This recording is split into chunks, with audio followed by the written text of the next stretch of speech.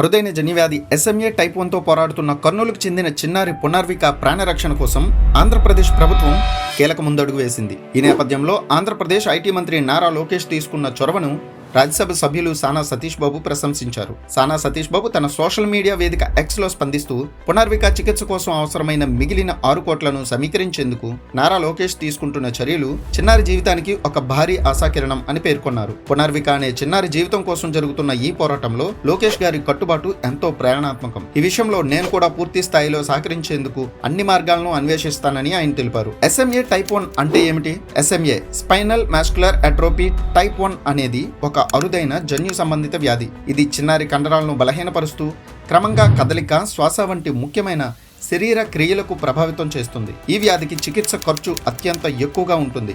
ముఖ్యంగా జోల్జెన్స్మా వంటి జెన్ థెరపీ చికిత్స ధర కోట్ల రూపాయల వరకు ఉంటుంది. నారా లోకేష్ ఇప్పటికే ఈ కేసును ప్రాధాన్యంగా తీసుకుని చికిత్స కోసం అవసరమైన నిధులను సమీకరించేందుకు చర్యలు చేపట్టారు.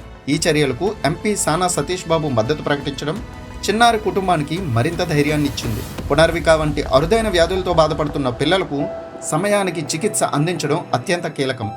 ఇందుకు ప్రభుత్వం, ప్రజాప్రతినిధులు మరియు సమాజం మొత్తం కలిసి సహకరించడం అవసరం. చిన్నారి పునర్విక చికిత్స కోసం జరుగుతున్న ఈ ప్రయత్నాలు ఫలిస్తే అది కేవలం ఒక ప్రాణాన్ని రక్షించడం మాత్రమే కాదు, సమాజం మానవత్వానికి నిలువెత్తు ఉదాహరణగా నిలుస్తుంది.